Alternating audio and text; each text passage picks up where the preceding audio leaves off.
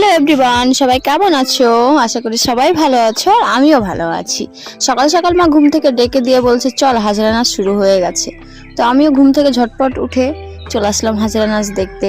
তো গতকালকে তো পুজো হয়েছে, অনেক রাত্রে ঘুমিয়েছি। আজকে সকালে ওঠাটা প্রচণ্ডই টাফ, কিন্তু তারপরেও আজকের দিনটা তো আর 2 দিন পরে পাবো না, 2 দিন পরে তো ঘুমাতে পারবো।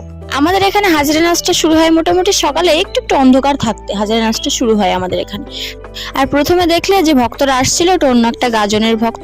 আমাদের এখানে এসছে 2 গাজনের ভক্ত, একসাথে হাজরা নাচ হচ্ছে।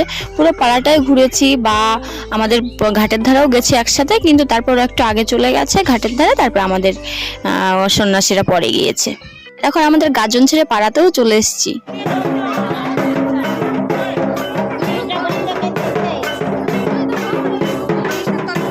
আর 2 গাজনের ভক্ত চিনবে কি করে? দেখো লাল ড্রেস পরা, যেগুলো লাল ধুতি পরে আছে ওটা অন্য গাজনের, আমাদের গাজনের সন্ন্যাসীরা সাদা ধুতি পরে আর গামছা নেয়, আর ওদের পোশাক লাল ধুতি আর গামছা নিয়েছে।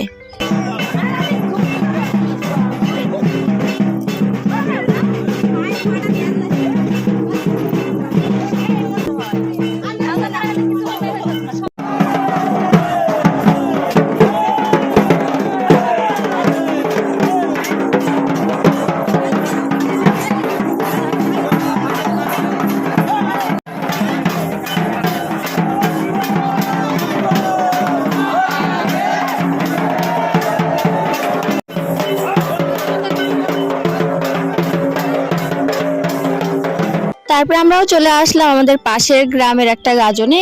এই গ্রামেই আমাদের ঘাটে আমরা স্নান করি, হাজিরা ডোবাই, ঠাকুর বিসর্জন দিই, সবকিছু আমরা এখানে। এটা ঘাট বলতে কি, এটা পদ্মা। তো এই ঘাটে আমরা স্নান করি, সমস্ত কিছু পুজোর যা কিছু এই ঘাটেই করি। আর এখানে 3টে গাজন আছে, এখানকার 3টে গাজনে আমাদের গাজনের সন্ন্যাসীরা সবাই যায়। তো আমি গেছি 2টো গাজনে, তারপরে আমরা যতগুলো মেয়েরা গেছিলাম সবাই মিলে আগেই ঘাটে চলে এসে বসেছিলাম। তারপরে ওরা আবার পরে এসেছে, তোমাদেরকে দেখাবো ওরা পরে এসেছে। আমরা বসে বসে রেস্ট করছিলাম, কারণ খালি পায়ে তো অনেকটা হেঁটেছি, অনেকটা রোদ্দুর হয়ে গেছিলো, পাকা রাস্তা পুরো গরম হয়ে গেছিলো, হাঁটতে প্রচন্ড কষ্ট হচ্ছিল। জানি স্নান করে বাড়ি যাওয়ার সময়তেও প্রচন্ড কষ্ট হবে।